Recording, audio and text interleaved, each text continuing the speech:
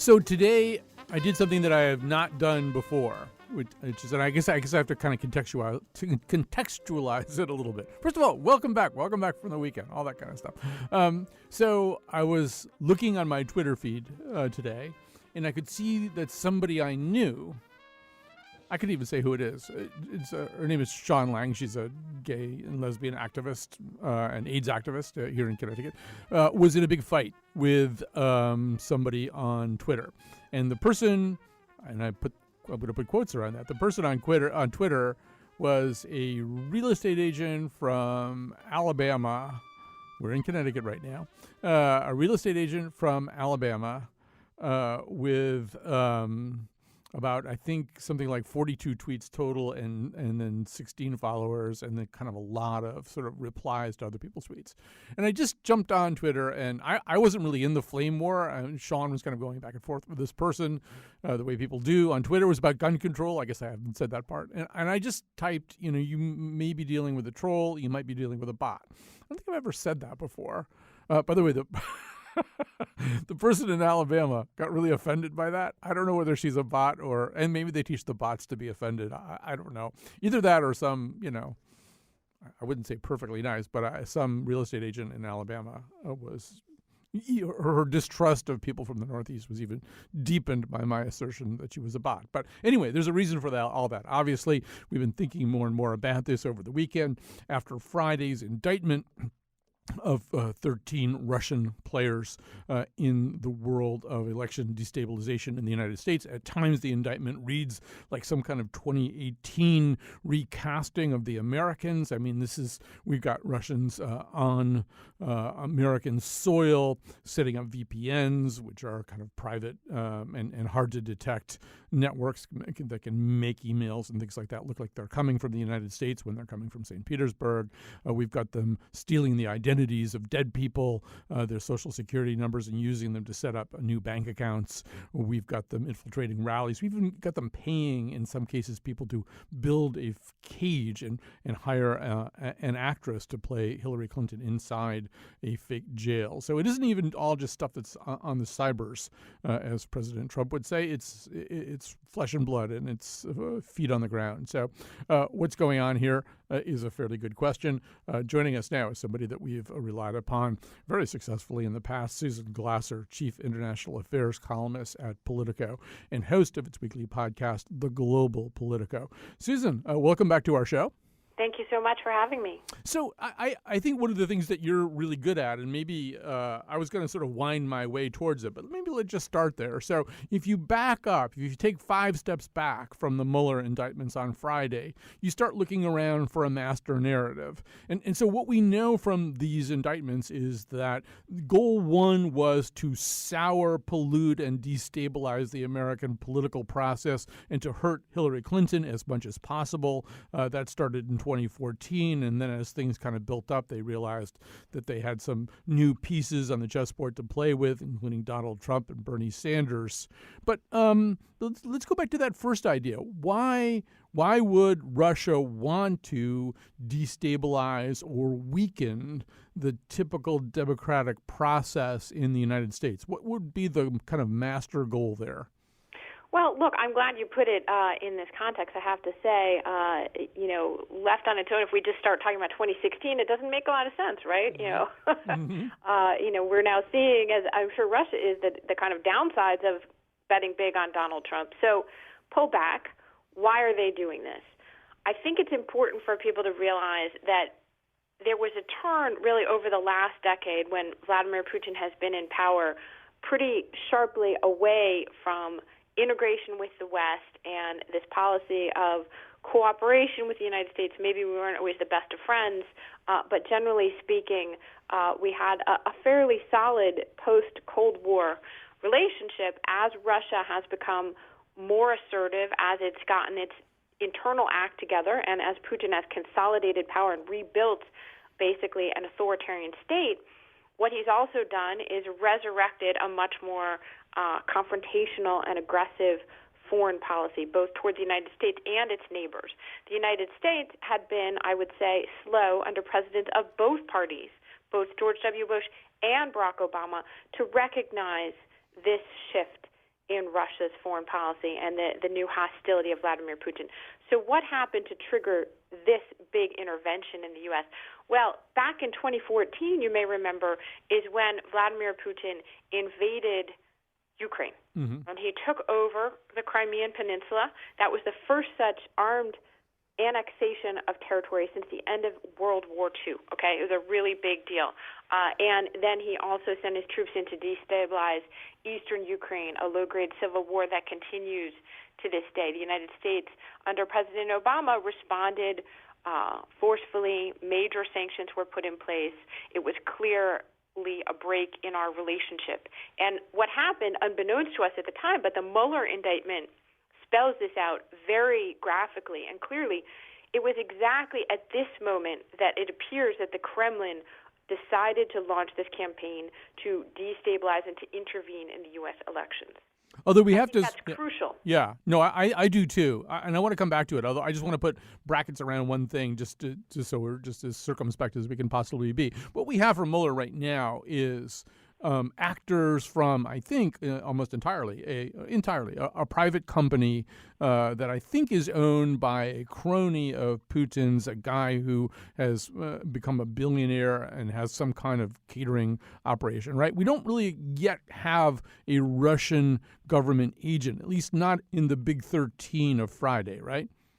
Well, just because it's not spelled out in the indictment, I think, what people who have done a lot of reporting on this subject will tell you is that the key figure in this is a Kremlin-linked oligarch, as you pointed out, known as the Kremlin's caterer, right, who there's no way, it's not a private company in the sense that, an American startup in New York City is a private company. The Kremlin's caterer does not have his own foreign policy, right? So this is clearly a Russian intelligence operation. What we don't know is, and by the way, many of the individuals named in this are connected and have explicit connections with Russian intelligence. What we don't know, and it's not yet spelled out for us and may never be spelled out for us publicly, is to what degree was Vladimir Putin himself consulted on this, how directly was the lines of oversight and control that went back to the Kremlin on this. It is quite clear that this is a Kremlin-linked operation, a Russian intelligence-linked operation. What's still vague, I would say, is the degree of actual command and control exercised by Vladimir Putin.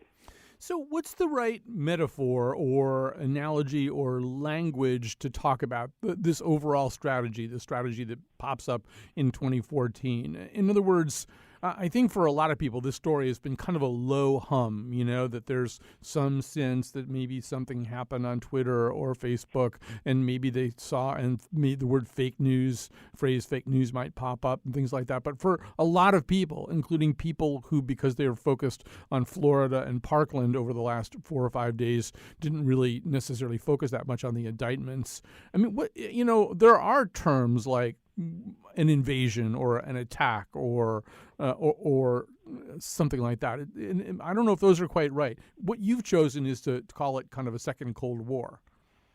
Well, that, among many Russia specialists, that is the view increasingly these days, is that, in effect, we have moved from a sort of frenemy situation into something much more frigid.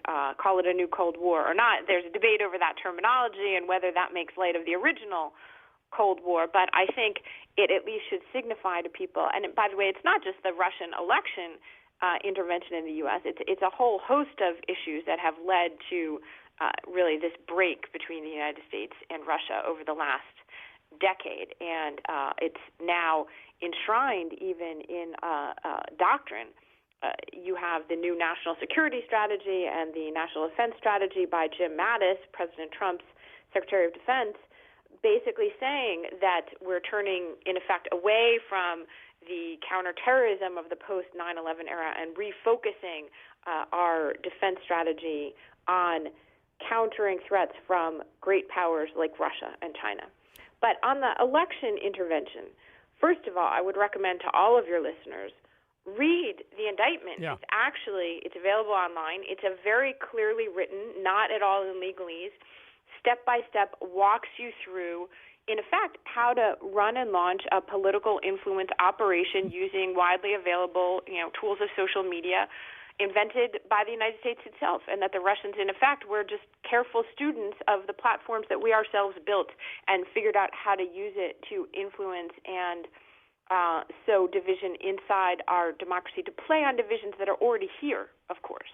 Right. It's actually what prosecutors call a speaking indictment, which is to say that it functions partially as a report, too, which is, I think, important because Mueller, there are some constraints on how much reporting at the end of all this Mueller can actually do to the public. And I think he's using these indictments to kind of tell a story. I want to go back to what you were saying before, because I think this is important and it's getting lost.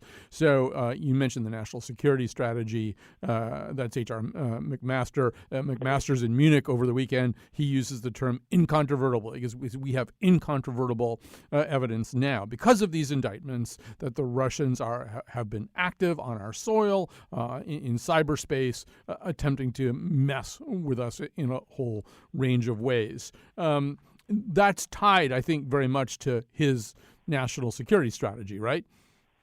Well, absolutely. And I think the McMaster thing is a good example, too, though, of the problem that, of course, we all have in trying to figure out not only what happened with the Russian intervention, but what is the U.S. policy right now. So McMaster has been generally quite hawkish on Russia, very critical and firm in his rhetoric about their intervention in Ukraine and in the election intervention. He's never wavered in his public statements.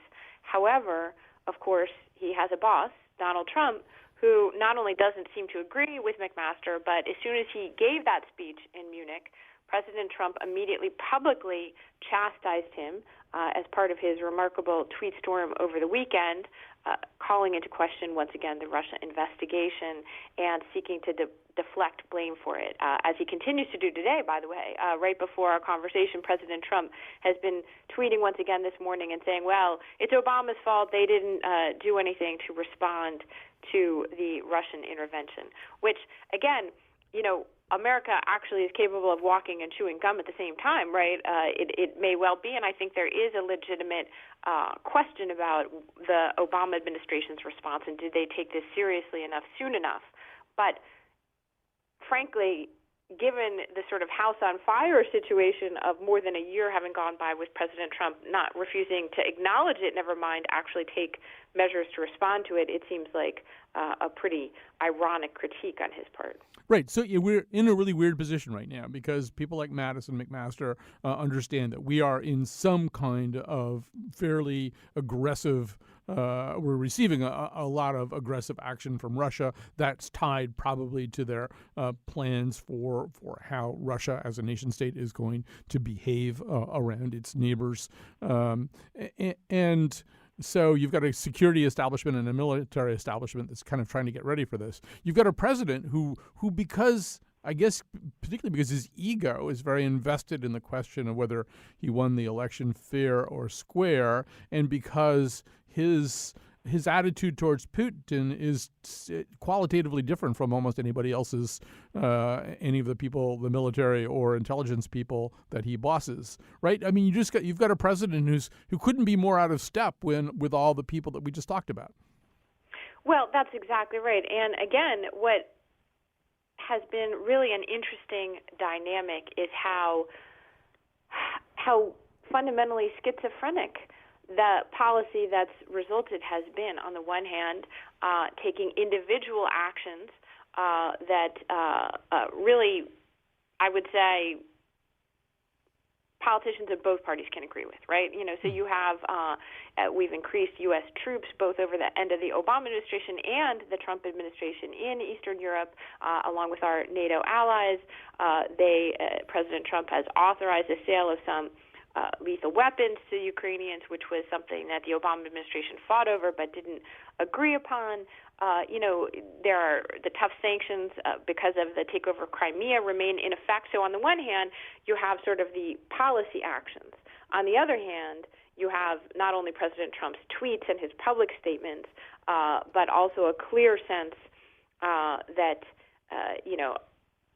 not only is the U.S. not leading on this, but has refused to take action here inside the United States to do anything to harden our defenses, if you will, against Russia, or to even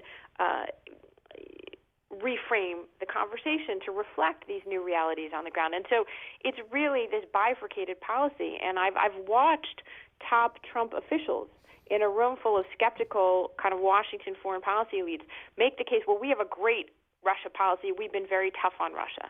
And it's the willful suspension of disbelief when it comes to having a president who is a public admirer of Vladimir Putin to this day. Right. And so, I mean, we're sort of at a weird juncture right now where a number of things would make sense. I mean, I think if we were in anything resembling normal circumstances, probably the president, I mean, presidents can often be very good explainers. You know, I think about Ronald Reagan explaining somewhat fallaciously, I think, why Nicaragua was really, really important. But, you know, coming on television and just sort of saying, here's what's going on, here's what we need to do about it. So you've got a president who can't address the nation about that. I mean, we have some pretty major concerns here that manifest themselves in the pages of that indictment and to come. I mean, we don't know what other shoes could be about to drop here. We are heading into an election cycle where it's not clear that our actual election vote counting apparatus is safe from hacking. I don't know. There just seems to be this wide range of things that you would kind of expect there to be some hardened off national policy about it. And it appears we're not going to get one, right? You can't. McMaster and Mattis and all those people, they can't create a policy that the president doesn't want or believe in. Well, that's right. I think we're not going to get one. And when people talk about their concern about the absence of American leadership, this is a very good example. The kind of vacuum that results when nobody knows who really speaks for the United States or what is its policy. Is its policy that which the president tweets? Is its policy the actions taken by his subordinates, possibly without his support? And so that suggests that there will be a long period of uncertainty in the world about where the United States really stands, and so that the messaging of any individual policy action will be, of course, much less than it might be if we were speaking and acting with one voice. And that has left, of course, our allies in Europe, who are much closer to Russia and much more dependent, for example, economically on Russian oil and gas, very concerned about what are the longer-term messaging to Vladimir Putin, who, by the way, is facing a Potemkin re-election in mid-March for another 6-year term. Everyone expects him, of course, to win that since the system is rigged against him, and he's barred his only significant challenger from running against him, the activist Alexei Navalny. So what is that going to mean for the future, not only of U.S.-Russian relations, but will Putin come out of that emboldened? Will he be more aggressive? We don't really know. It seems, reading your work, Susan, I start thinking maybe we have been looking maybe too much at the kind of almost reality show aspects of how the Mueller investigation might play out within the Trump administration. I think a lot of the questions that we have is, wow, is Jared going to get in trouble? What's going to happen to Don Jr. about that tower meeting? Stuff like that. And those aren't insignificant questions at all. I don't mean to suggest that they are, but we're kind of focusing on that. And that's to use one of your colleagues at Politico's terms, that's our something burger right now, that, there's something that went on. It seems to it may involve people like Mike Flynn and Paul Manafort and Jared Kushner and Donald Trump Jr. and stuff like that. And what you're pointing to is kind of a bigger burger than the something burger, which is we don't have a policy about a nation that has really, really hostile and destructive intentions towards us. Well, look, I'm glad you brought it up and put it in that bigger context, because I will say I had a conversation this week with Ash Carter, who was the Secretary of Defense for President Obama, one of the leading hawks on Russia inside the Obama administration, pushing for more action. And, I think he was a reminder that there's a much bigger context. I think it is a very big deal, obviously, for us to understand how far inside the Trump circle these connections, possibly inappropriate with Russia, extend. You already have the guilty plea from President Trump's first national security advisor, Mike Flynn. So, this is a very significant investigation, but you're right that that's only one subset. The bigger picture context is we are looking, as Carter said in this very interesting interview that we did this week for the Global Politico, we are looking at a period when Russia is going to be a real adversary of the United States for at least as long as Vladimir Putin is president. And given that there's no prospect of Vladimir Putin leaving the Russian presidency anytime in the near future, he's just become actually the longest-serving Russian leader since Stalin. He actually has now outpaced the amount of time that Leonid Brezhnev was in power, right? So there's no prospects of an end to the Putin era. We're looking at this adversarial relationship, which has consequences for the United States and its key allies in Europe, and really all over the world. And that basically is absent from the conversation. Right. And I think, another part of this is that Russia has, in this particular case, in terms of the activities covered by the indictment, been able to exploit two things that they didn't create.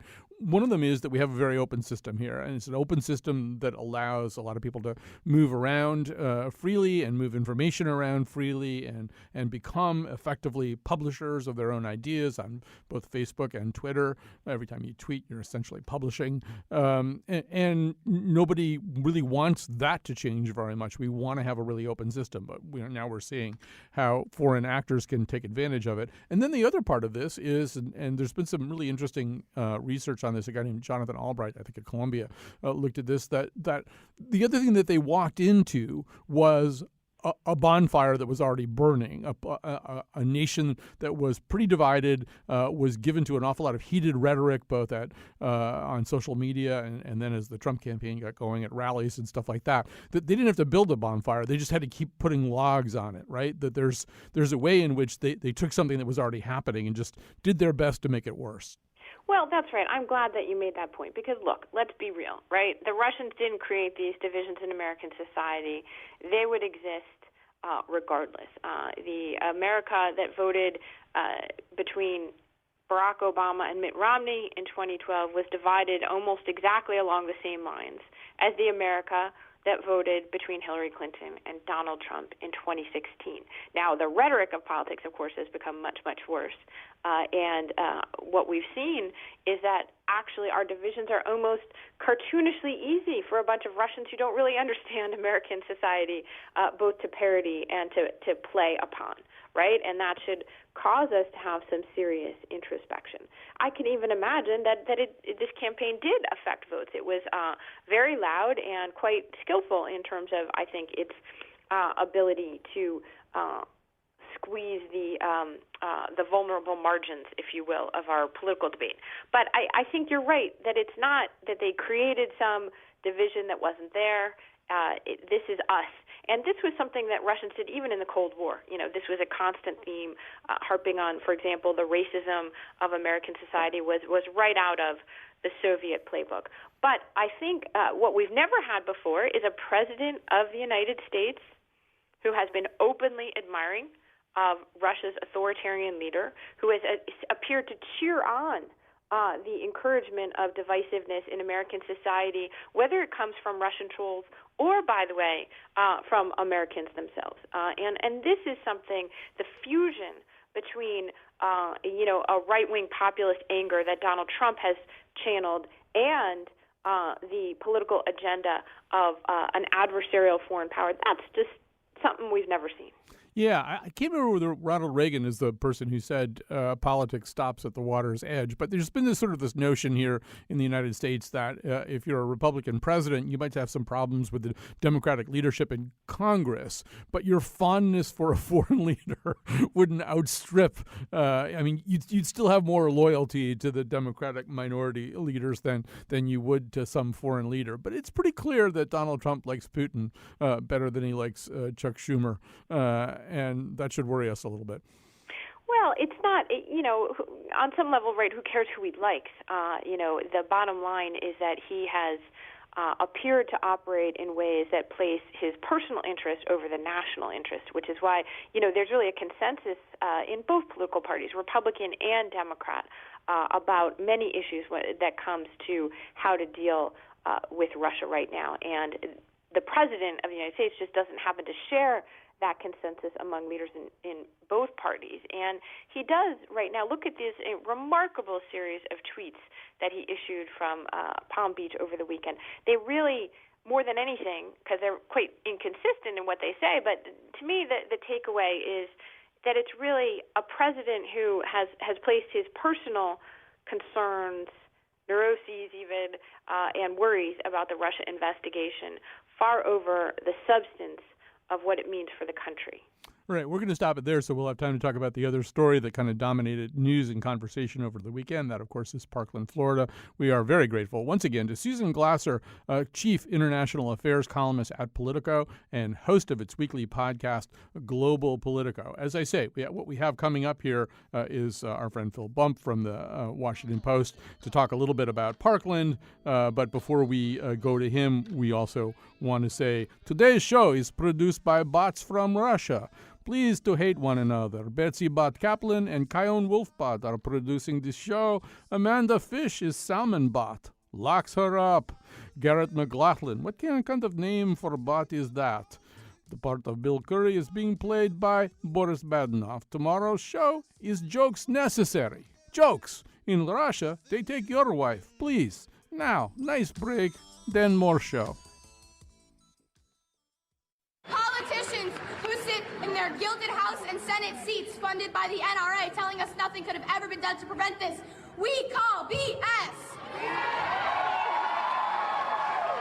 They say that tougher gun laws do not decrease gun violence. We call BS. They say a good guy with a gun stops a bad guy with a gun. We call BS. They say guns are just tools like knives and are as dangerous as cars.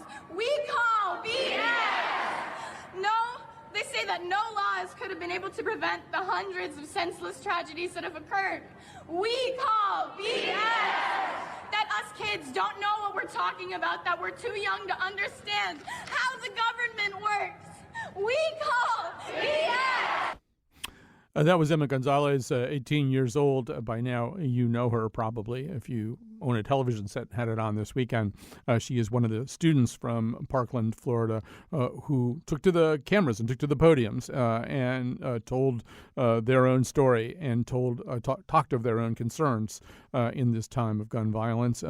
Joining us now is Philip Bump. He's been with us before, national correspondent for the Washington Post. Welcome back to our show, Philip Bump. Thank you, sir. So there's kind of a familiar, worn-down kabuki that we're accustomed to after school shootings. It's a horrible thing to say that we could ever get accustomed to anything about school shootings, but we've had enough of them, so we kind of know how it typically plays out. There's the famous thoughts and prayers thing that comes from people who don't want to talk about gun control. There's a little debate that goes on about whether we should be putting money into mental health or doing gun control. You have politicians like Chris Murphy, who was very radicalized by Newtown, berating his colleagues. All those things typically happen, and then nothing happens. That's the other thing that we know. Something different is going on. It feels that way anyway at the end of this weekend. What's different about this? Right, yeah. I mean, the feels this way caveat is an important one. But I think what's different here is that we have, for the first time really after one of these school shootings, a cadre of folks who are stepping forward in their own voices, survivors of this attack stepping forward in their own voices and articulating what it is that happened and how they view it. And there have been a lot of reasons in the past that we haven't seen this, including, for example, that after the massacre in Newtown in 2012, we're talking about elementary school students, the small children who obviously couldn't speak for themselves. But this group, these high school students, there are a lot of factors, I think, which contribute to them speaking out. One is that part of the intransigence that we've seen on gun control is because those of us who predate Columbine still see these as anomalous, see them as, wow, this is another crazy thing that happened, and I can't believe this happened, and this is, we need to figure out what we're doing here. But what's going on with these school shootings, whereas they grew up in a world. They grew up after Columbine. They grew up in a world where these sorts of killings were the norm to the extent that they get trained on it in their schools. And so they see this not as what's going on with these weird anomalies that we have to figure out a solution to. They see this as an entrenched problem that demands some sort of solution, which I think is different, and I think it changed. Plus, they grew up in a world where social media exists, and they know that one person can have a loud voice on social media, and they're using that voice. Right. In some ways, it's kind of counterintuitive what's happened because, in a way, these kids, because as you say, they people call them the school shooting generation. They grew up with these lockdowns and tests and stuff like that, and they grew up with this steady drumbeat. They, of all people, might be the ones least likely to object to this as an anomaly. It's not an anomaly for them. But there's also some way in which I guess the kind of witness that they're bearing right now is something that you can't as easily argue back against. Although why that would be more potent than these bereaved parents from Sandy Hook, Connecticut, who went to Congress and walked through the halls of Congress and were kind of just blown off as they sought some kind of relief. It's hard to say. Is it just these kids seem very media savvy? They seem to be very good at some of them anyway, at using what's available to them. Yeah, I'm not sure that that's entirely a function of their own deliberateness, right? I mean, the speech that you just played an excerpt of, for example, was widely broadcast on cable news because it was an important news story, but it was a young woman who, were there not news cameras there, would have just given a speech to a crowd of people anyway, right? So some of this is a function of circumstance, but it certainly is the case that immediately afterward, there were a lot of calls on social media in particular criticizing the politics behind inaction on gun control, criticizing President Trump, criticizing Senator Marco Rubio in Florida, that they very much recognize that this is a moment in which they have a voice that can be heard. And I think it's important to remember, too, that they are living right now, if you were 16 years old, President Trump has been the president of the country you grew up in for 1/16 of your life. I mean, they have lived in the Trump era as a much more substantial part of their lives than we have, and they have seen the way that Trump handles media. They have seen the way in which politics is now driven by social media, driven by these sort of one-off thoughts of one individual, which I think can reshape how you think about the effect that you can have on government when you see that one person can have the kind of effect that President Trump has. Yeah, I think that's a really important point, that maybe one of their great teachers has been President Trump, and they've kind of turned some of his own weapons back against him. And I think also there's something very genuine about their outrage, particularly to whatever degree President Trump tried to make this political, not even in the standard political way, right? We know how that goes. We've watched that for decades now, where there is a push for gun control mostly from Democrats and a push against it mostly from Republicans. That wasn't this. This was Donald Trump trying to link this in an invidious way to the FBI's handling of the Russia investigation. I mean, he kind of tried to use it to make a point about a completely unrelated topic that's of very venal concern to him. Yeah, that's true. I mean, quite frankly, beyond for an outside observer, I think that Trump's linking those two things was fairly grotesque and undeserved and a bad move for a wide variety of reasons. But I also think it's ancillary to what the discussion is that's happening around gun control right now, which is that there are these young people. These are the people who were shot at, right? I mean, granted, I don't know how many of them were literally dodging bullets on that day, but they were all in harm's way last week.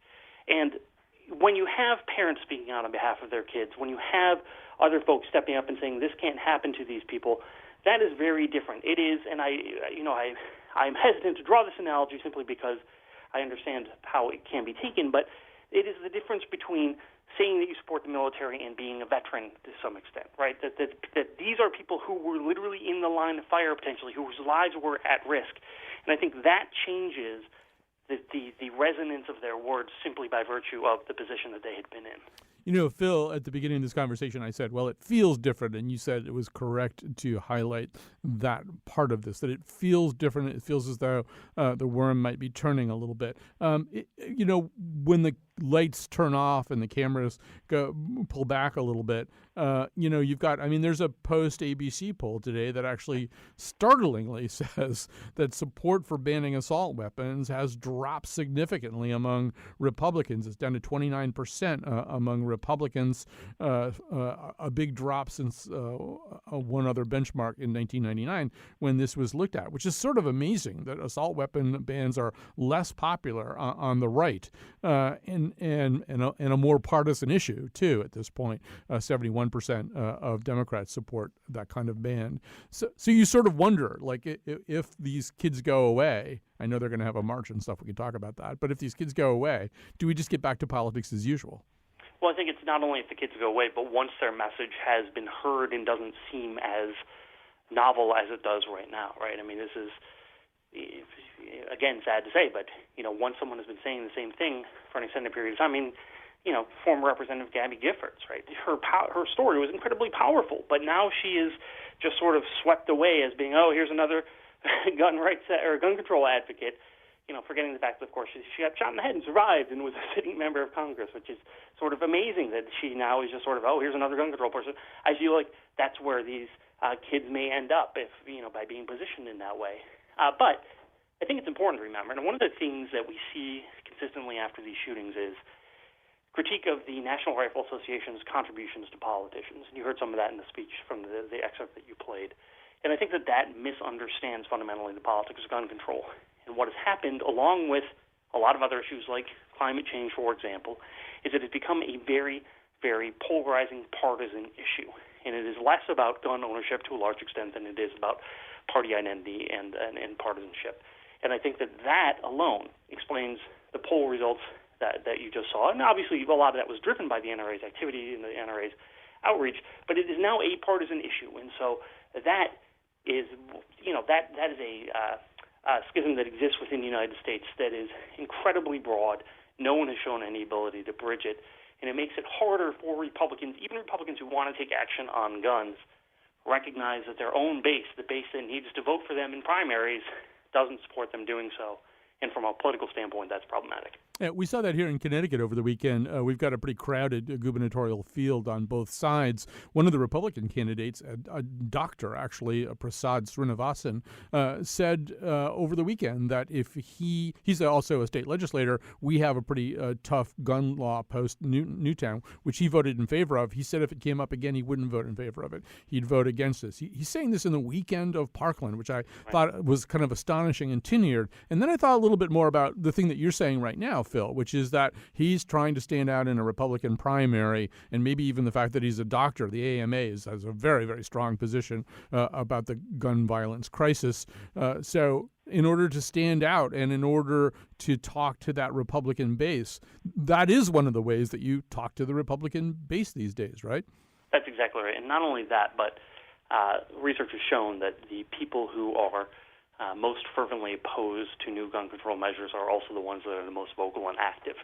And so that means that if you're looking at an electorate for a primary, and not to get too sort of in the dirt here on this, but the electorate for a primary tends to be more partisan. Those are the people that bother to come out and vote, and those more partisan Republicans are the people who less want to see new gun control measures. And so that is a challenge. If you are a Republican legislator who's trying to win an election, that is legitimately a challenge. You've got to win those people's votes.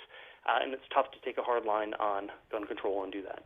Well, we'll be watching in the weeks ahead. Obviously, there are some big dates coming up. I think March 24th is one of the next ones. That would be the March for Life date. We'll see how much momentum this new version of the gun control movement can sustain. But we'll see what kind of impact that has on primaries and elections. But that we were very lucky today to have Philip Bump, national correspondent for the Washington Post. Thanks for joining us. My pleasure. Thank you, sir. Okay, when we get back, because we feel as though, when we come back from the weekend, obviously there's a lot of kind of hard stuff to think about, and nothing could be harder than what we had to think about this weekend. Russian espionage activities on our soil trying to disrupt our elections, perhaps succeeding in disrupting our elections, and then the horror that was Parkland, Florida. So we're going to try to cheer you up a little bit at the end, and we're going to explore a question that we've talked a lot about on the Colin McEnroe show, and that is the disparity between what critics think about something, some piece of popular culture, and what users of popular culture think about it. We're going to pick a particular piece of popular culture to have that conversation about.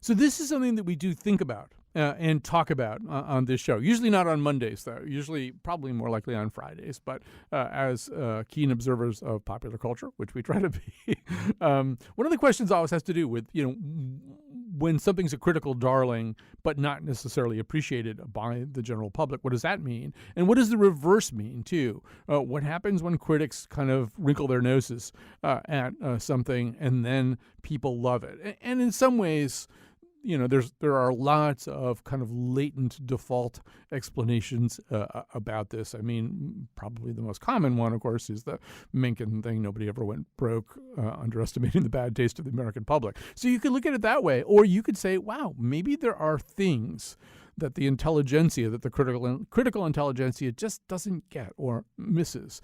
To her credit, Stephanie Goodman, film editor for the New York Times, decided to explore this question. And in particular, she decided to explore it in connection with the movie The Greatest Showman, which is kind of a local story about P.T. Barnum. It stars Hugh Jackman. It opened, I think, something like December 10th. And Stephanie Goodman, one thing we can say is you can still see this movie on a first-run theater. It's not being kept there because of Oscar buzz or Oscar curiosity, because it isn't really a big part of the Oscar conversation. Stephanie, we could at least say something's happening here, right? Oh, for sure, yeah. I mean, our headline kind of captured it for our box office story. People are going to disrespected films. So, well, let's talk a little bit more about that. So it might not be a big surprise if this were kind of a shoot-'em-up film or a really conventionally weepy Nicholas Sparks adaptation rom-com. I mean, there's certain movies which critics are not going to like, but we know that, people are going to probably go see. This isn't really in that category, right? This is a movie that went for a different set of sensibilities, but not necessarily sensibilities that critics like. Right, exactly. I mean, it's music that's sort of very popular, but sort of middle of the road. The story is fairly black and white, not a lot of grays. And it's also not very accurate. So there's a lot of things for critics not to like. All right, speaking of music, let's play, Wolfie, let's play C2 first. This is, you're going to hear a group of outcasts in song championing their own uniqueness in the song This Is Me. I am not a stranger to the dark. Hide away, they say, 'cause we don't want your broken parts. I've learned to be ashamed of all my scars. Run away, they say, no one will love you as you are. But I won't let them break me down to dust. I know that there's a place for us, for we are glorious. When the sharpest words want to cut me down, I'm gonna send the blood, gonna drown them out. I am brave, I am bruised, I am who I'm meant to be. This is me. Look out, 'cause here I come. So Jason Zinnemann from the New York Times called the movie a montage sequence that occasionally turns into a musical. Rob Harvilla from The Ringer said the soundtrack is, quote, populist to a fault. Every song a Voltron-esque evocation of various current pop and rock stars. So Stephanie, you decided to ask people who really did like this movie, including, as it turned out, one person who'd seen it 20 times. Yeah, I was astounded by how many people. I mean, I picked out a selection for a follow-up story of quotes, but there were so many people who had seen it 2 or 3 times, 8 times, 10 times. I mean, I was really struck by that. Do you have any sort of master theory about why that would be? Sort of. I do think it's the communal experience, and when you go back, you're experiencing it with people again. I think the experience of seeing it is not to be discounted, that we're surrounded by people who are all enjoying it and it's sort of like everybody has the same opinion. It's not that divisive feeling in the country right now.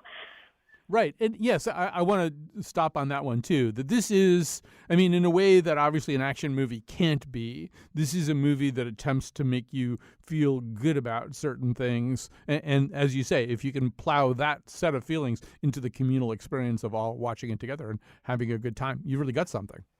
Right. And also it's very much about, as you pointed out, they're outcasts singing, but I think every person who goes to see this film, it feels like an outsider in some way, maybe minor, or maybe it's the main thing. We got letters from a woman who was a lesbian Jew married to a Muslim.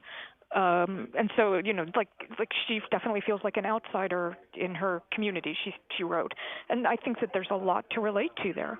Right. And so, I mean, I worked at a newspaper for the first 20 years of my career where we had a very, very fine film critic and where the managing editor would occasionally stop by our offices in the back of the building and refer to the film critic as the guy who didn't like Benji. Benji being this incredibly popular dog movie at the time, and that's who the film critic was to the managing editor. It was the guy who's so out of touch with the average person that he actually wrote a scathing review of a Benji movie. How could you possibly be such a horrible, you should pardon the expression, bastard? So that's a common conversation around newspapers, right? That the critical establishment doesn't really necessarily think what the masses think. And that's fine. Why is this different? Is there something a little bit different about the chasm that you've been exploring around this movie? I definitely think the basic appeal is, like, it basically does not appeal to a critic. Something that's a feel-good movie about circuses, which are traditionally, like, normally stories about a circus in fiction might be very dark. Right. And this is very upbeat, and I don't think that appeals to critics at all. And I don't think viewers, like the average moviegoer, cares about that. I think I'm also wondering, the average moviegoer, the kind of moviegoer who's probably going to this movie a lot, probably doesn't get to Broadway all that often, and doesn't probably, if he or she gets to Broadway, doesn't like the music of Stephen Sondheim, and might not even be terribly aware of Hamilton. And there's a way in which the music that's being critiqued by the guy from The Ringer, it in fact is music that people like and recognize. They maybe don't see a whole lot of musicals. If they did see a Sondheim musical, they wouldn't like it. But it sort of puts people in touch also with that form, right? The musical form, which, is this fundamentally, almost primevally American form. I'm wondering if that's also, people in some ways really like a musical if they like the music. And I think that's a really good point. And also your Hamilton comparison. I mean, there are hundreds of thousands, millions of people around the country who love the music to Hamilton but have never seen it. And that's another point about The Greatest Showman. You can see videos for all the songs online, and you don't have to actually go to the movie cold. A lot of people know the lyrics and everything before they see the movie. And I think that's another part of it. It's almost already familiar when they go. I think the other thing that maybe we should acknowledge here is if you ask the average person who kind of watches the entertainment industry to rattle off the top 3 or 4 male stars, in movies these days, they might not say the name Hugh Jackman first. Hugh Jackman is a guy who kind of crosses back and forth, does a lot of stage work, hosts the Tonys, hasn't, other than being Wolverine, he hasn't really necessarily been associated with gigantic projects. But it would be a mistake. This will be the last time anybody underestimates Hugh Jackman, I assume. Yeah. I mean, in the comments in my article and on Facebook, there was a ton of love for Hugh Jackman. People really appreciate his work ethic, his talent, his body. I think that critics and maybe even Hollywood don't really get that. Well, they'll get it now. And first of all, thank you so much for talking to us today, Stephanie Goodman. And also, thanks for doing what you did. I thought it was a really interesting thing. I think newspapers should maybe do stuff like this, and all of us in the media should do it more often. Figure out, what are we missing? What did we not get? Stephanie Goodman is film editor for the New York Times. You are a wonderful listening audience. Thanks for being with us today. This was The Scramble, which when we put together 3 stories we think are important or likable from the weekend. We'll be back tomorrow with another show. Thanks for listening to this one.